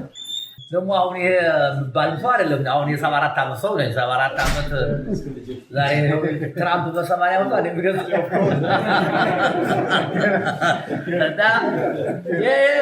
ምክንያት ሲታጣኝ መጣ ስም ነው እና ይሄን እንደ ስድብ ከተቀበል ነው አይደለም። ስድብ አይደለም። የሚቀጥለው እንግዲህ ብዙ ነገር ተነጋግረናል። አንዲት ያዘጋጀናት እንደው የተሰባሰብንበትን በደንብ ሲግኒፋይ እንዲያደርግልን ዋጋ እንዲሰጠው መሰባሰባችን እና ይሄንን መሰባሰብ ምልክት እንድንሰጠው አንድ ነገር አስበን ለጋሽ ተክሌ እንደ ማስታወሻ እንድንሰጠው አስበናል እና እህቴ ወይዘሮ ራሄል ይህንን ማስታወሻ እንድትሰጡልን በእናንተ ስም ጋብዛታለሁ እና ከሰጠች በኋላ ከፍቶ ያሳየን እናደርጋለን።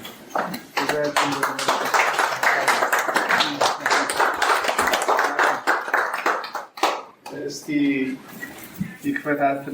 ክፈተውና ጋሽ ተክሌ እንየው። ክፈተው ነው ግለጠው።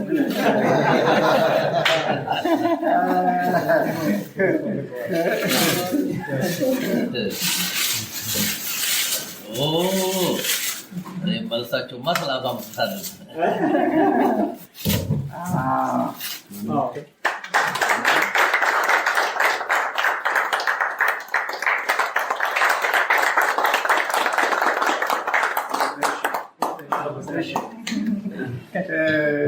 ቅድም በንግግሩ ላይ ቁጭ ብላችሁ ቅድም በንግግሩ ላይ ጋሽ ተክሌ በአጠቃላይ በአማራ እንቅስቃሴ ላይ በፊት ሲሰራበት በነበረው አስተዳደር በነበረው ኃላፊነት ምክንያት በአማራው እንቅስቃሴ ውስጥ ወይም በዛ ጊዜ በነበሩ የፖለቲካ እንቅስቃሴ ውስጥ በይፋ አባል ሆኖ ወይም መሳተፍ እንደማይችል አስረድተዋል። ይህን አልተነጋገርንም። አሁን እንደመገጣጠሙ በዛው እንድታስቡት እና በተወሰነ ደረጃ ደግሞ ከኋላ ሆኖ ያንን ትግል በጽሁፍም በምንም ያግዝ እንደነበረ ነግሮናል። አማራው ላይ በተለይ በ1983 ቲፒኤልኤፍ የሀገሪቱ ስልጣን ከተቆጣጠሩ በኋላ እነሱ ብቻ ሳይሆን በወቅቱ የነበሩትን በዘር የተደራጁትን የኦሮሞቹ ታጋይ የሚባሉትን አሰልፈው በአማራው ላይ የፈጸሙትን እጅግ አሰቃቂ እልቂት ታውቃላችሁ። ይሄ እልቂት እንዲያውም ቅድም በጨዋታችን መካከል ከ1983 በፊት በ1980 ዓ.ም ወለጋ ላይ በወለጋ አካባቢ የሰፈረውን አማራ ትምህርት ቤት ሞል በሳት አቃጥለው ጨርሰውታል። በጣም በርካታ ህጻናትን፣ አረጋውያን ፈጅተዋል። ያንን በዛ የተለማመዱ ሰዎች ሀገሪቱን ስልጣን ሀገሪቱን ከተቆጣጠሩ በኋላ አማራው በተለይ በሐረርጌ፣ በባሌ እና በልዩ ልዩ ቦታ ድንጋይ ተክሌ ባስረዳን ልክ ፈጅተውታል። በዚህ ጊዜ ስለ አማራ ድምፅ ሆኖ መጀመሪያ የተነሳው እኒህ ፕሮፌሰር አስራት ወልደየስ ናቸው። እንግዲህ ፕሮፌሰር አስራት ወልደየስ ከልብ በመቆርቆር በአማራ ላይ ስለተፈጸመው እንጂ ራሱን አዘጋጅቶ ራሱን እንዲከላከል ለማድረግ የሚችሉትን ሁሉ አድርገው አደራጅተዋል፣ መርተዋል። በተወሰነ ደረጃ አብሯቸው የነበሩት የእሳቸውን አቋም ደግፈው የተንቀሳቀሱ ይቻሉ። ነገር ግን በኋላ ይሄ ነገር ትክክል አይደለም በሚል ደግሞ እሳቸው የጀመሩትን ያጠናከሩትን ትተው የውህድ በሆነ መልክ ወይም ደግሞ አማራ የሚል ብቻ ሳይሆን የኢትዮጵያዊ የሆነ ስሜት ይኖረው የሚል ፓርቲዎች አዘጋጅተው በአማራ ላይ የተፈጸመውን እና እየተፈጸመ ያለውን ችግር በደንብ ሪኮግናይዝ እንዲሆን ራሱን እንዲከላከል አልረዱትም። ይባስ ብለው የአማራው እየተጨፈጨፈ ነው፣ ነገር ግን በኢትዮጵያውያን ላይ ነው እየተደረገ ያለው በሚል ብዙ ህዝቡን ራሱን እንዲከላከል አልተደረገም። በጣም በርካታ የሚያሰጡ ነገሮች በዓይናችን አይተናል፣ በጆሯችን ሰምተናል። በእኛ እድሜ የሆነ ነገር ስለሆነ ማለት ነው። እና እንግዲህ ተመልከቱ፣ የአማራ ራሱን አደራጅቶ ራሱን እንዲከላከል ፕሮፌሰር አስራት ወልደየስ ከጀመሩ በኋላ በተወሰነ ጊዜ ተመልሶ እንደገና ተዳክሞ በዛ መዳከም መካከል ምን ያክል ህዝባችን ከየቦታው ጉራ ፈርዳ፣ ወለጋ ያለበት ከሰፈረበት ቦታ ከሚኖርበት እንግዲህ አማራው በ1978 አይደለም ወደ ደቡብ ሄደው ከምኒልክ ጊዜ ጀምሮ እስከ ሱዳን ጠረፍ ድረስ እነ ራስ ብሩ ወልደ ገብርኤል በሱዳን በኩል ያለውን ጠረፍ ለማስከበር ሄደው እዛ የቀረ አማራ ነው ያለው። ያን ጊዜ ሄደውን ጭምር ነው እነ መለስ ሞፈር ዘመት ነው ጫካ ቆረጠ ምናምን ዛፍ ቆረጠ ብለው እንዲፈናቀል ያደረጉት። ያን ሁሉ እንደው ሊያስፈራ በሚችል ድምፅ የተቃወመ ሰው አልነበረ። እልቂቱ እየበዛ ሲሄድ እንግዲህ ነጋሽ ተክሌ ደግሞ እንደገና በኋላ በአማራነት በመደራጀት ብቻ ይሄን ነገር መመለስ የሚቻለው በሚል ከፍ ያለ ድምፅ ብቻውን ባይሆንም ሌሎችም ይኖራሉ፣ ግን ከፍ ባለ ድምፅ የፕሮፌሰር አስራትን የመጀመሪያውን ሀሳባቸውን በተግባር አማራው ተደራጅቶ ራሱ እንዲከላከል ከፍተኛ አስተዋጽኦ እንዳደረገ አምናለሁ። ሁላችንም በዛ ስሜት ውስጥ ነው ያለነው። ለዚህ ነው ትክክለኛውን ራሱን እንዲከላከል አማራ ያስተማሩትን እኒህን ታላቅ ሰው በተግባር እሳቸው ቲፒኤልኤፍ ምን አድርሶባቸው ህይወታቸው እንዳለፈ ይታወቃል። ጋሽ ተክሌ ከመጨረሻው ይሄንን በማድረግ እየታገለና ዛሬም ከጎናችን ከኛ ከልጆቹ ከምንሆነው በላይ በኃይል በጉልበት ዛሬም ከፍተኛ ስራ እየሰራ ያለ አባታችን የዚህ ትግል ምልክት ነው እና ያንን እያስቀጠለ መሆኑን ትርጉም ለመስጠት ነው ይህንን ፎቶግራፍ የፕሮፌሰር አስራት መታሰቢያ እንዲሆን እነሱ ቦታ የሰጠ ነው። ሴንቲሜንታል ቫሊዩ የሚሉት ነገር አለ አይደለም? ከሌላው ሁሉ የተሻለ ትርጉም የሚሰጥ ስጦታ እንዲሆንልን በማሰብ ላይ ያለ እንደ አጋጣሚ ከእሳቸው ጋር 1 ዓመት ታስሬያለሁ እና የተለየ ነገር ያ ታሪክ አጋጣሚ እኔ በጋዜጣው በተናገር ነው። እሳቸው ያው ተፈርዶባቸው ግብዝና 3 ወር የዛ ጊዜ ከፋፍለውታል። ፍርደኛ ቀጠሮ ምናምን በቃኝ እያሉ እና ቀጠሮ በነበርንበት ጊዜ አብረን ቆይተናል። በእውነት ያዩ ስቃይ አለ። ይሄ ክረምት ሲሆን የሚሰርቀው የተሰጣትን ዱርዬ ሆን ብሎ አውቆ ሶስት ወር የምታስፈርደውን ወንጀል ያውቋታል። እና ሐምሌ ነሐሴ መስከረም እንደምታውቁት ችግር ነው በሀገራችን አይደል? ዝናቡም አለ ራቡም ምክር ነው። ሰኔና አካባቢ ሲመጣ ያችን የሚሰርቁት እስከ መስከረም የሚታሰሙባት ከነሱ ጋር አሰሯቸው። የሚገርማቸው ያ ሞራል የሌላቸው እንደፈለጋቸው የሚሸሩ የሚፈሱ ናቸው። ፍሱባቸው እየተባሉ እና ቀላል አለ ክፎት መስዋዕት እና የአይን ምስክር ስለሆንኩ እግዚአብሔር ይስጥ። ሞኝ ስለሆነ ብቻ ነው ይህንን ስራ እየሰራ ያለ እና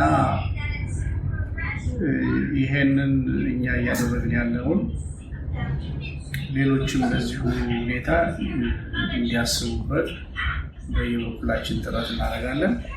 ይሄንን ስናደርግ ጋሽ ተክሌን በሰራው ባደረገው አስተዋጽኦ ሪኮግናይዝ ስናደርግ ጋሽ ተክሌን ሳይሆን እኔ የማስበው አሁን ትግሉ የተሻለ እይታ እንዲያገኝ እድል ይሰጣል።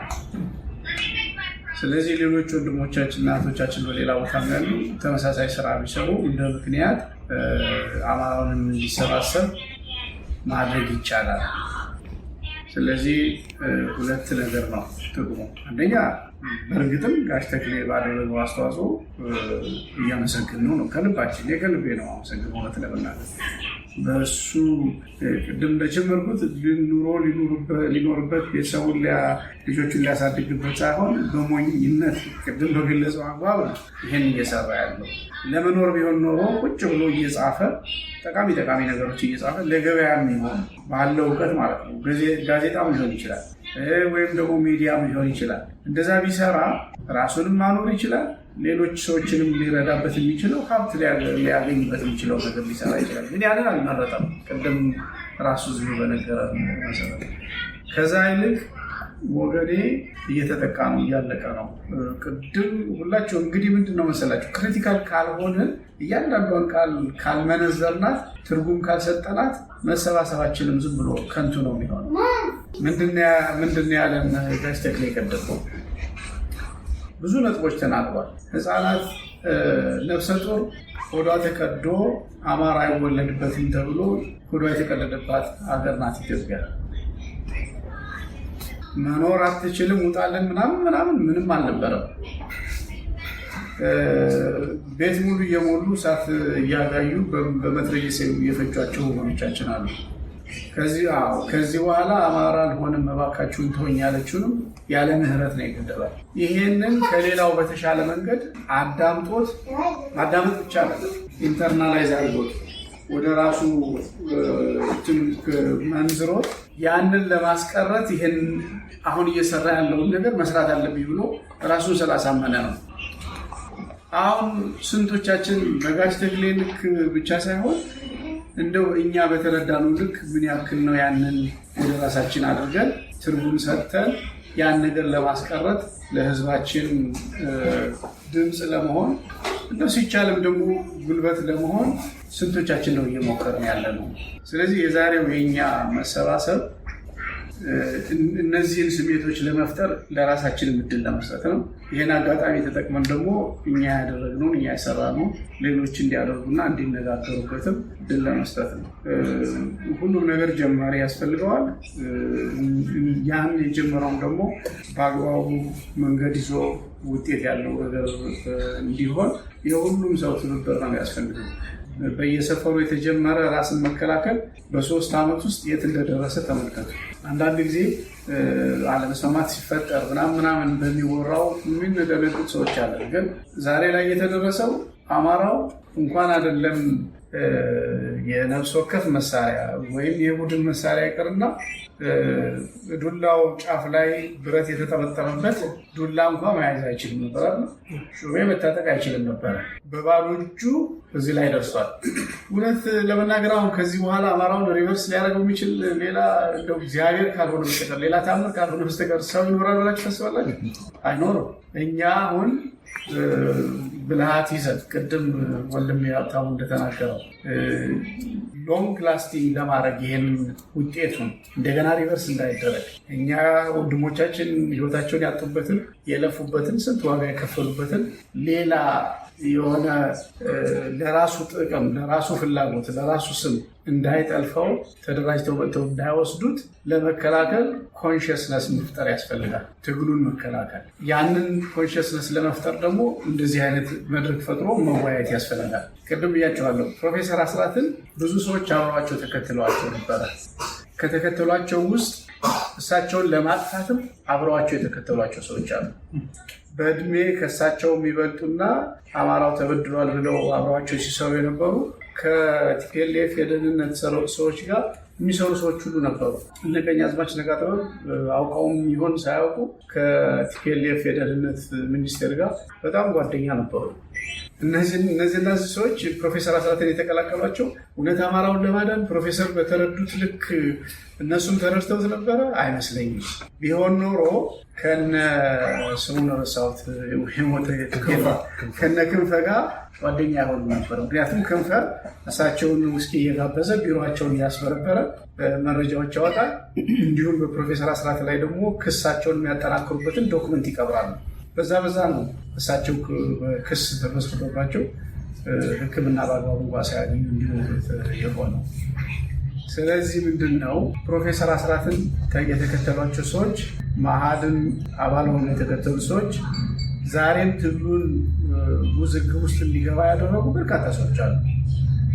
በጣም በአደባባይ ቢነገር የሚሰማው ሁሉ ሊያምነው የማይችል እውነቶች አሉ ተቀብረው የተቀመጡ። አንዳንዶቹን እንደ ሀሜትም የሚወራባቸው ግን በእርግጥም እውነት የሆነ ለመንግስት እየሰሩ ከነ ፕሮፌሰር አስራት ከመሰረቱት መኢአድ ውስጥ ገብተው መኢአድን አዳክመው ወደ ሌላ እንዲቀየር ያደረጉ፣ ዛሬም በወንድሞቻችን መካከል ገብተው እርስ በርሳቸው ያፋጁ፣ ከዛ ጊዜ ጀምሮ አሁንም እየሰሩ ያሉ ሰዎች አሉ እና እኛ በዛ ልክ ተላላ ሳንሆን አማራው የሚድንበትን ነገር ራሱን አጠናክሮ እንዲቆም የሚችልበትን በእውቀት ላይ እንደገና በኮንቪክሽን ከልብ እንድንደግፍ ራሳችንን ማዘጋጀት አለብን። እንደው በነፈሰ ቁጥር የምንደክም ከሆነ የሆነ ነገር በሰማን ቁጥር አይ ትግሉም ዋጋለው ምናምን ምንም ከሆነ ትክክል አይደለም። የትላንትናውን ነው ማስታወስ ያለብን። ዱላ መያዝ የተከለከለ ህዝብ ዛሬ 4-5 ጀነራል ከቦት ብቻውን የሚማታ የሚመክትና ያውም ደግሞ ስንት ነገር የሚሰራ ጀግና ባለበት ምድር ላይ አማራን እንደገና ወደኋላ ለመመለስ የሚችል ኃይል እንደሌለን ያምናል። ስለዚህ ግን ይሄንን ውዝግብ ውስጥ እንዲገባ በሚደረጉ ስራዎች ላይ፣ ንግግሮች ላይ ላለመሳተፍ አዳማጭ ሆነን ሲሆን መፍትሄ የሚሰጥ ሰውን የሚያረጋጋ ነገር ወንድሞቻችን መካከል ደግሞ ልዩነት የማይፈጥሩ ሀሳቦችን በማጋራት የትግሉ አጋር መሆን ይኖርብናል። የጋሽ ተክሌ ስራ በአብዛኛው አዳምጣችሁት ከሆነ ይሄን ነው።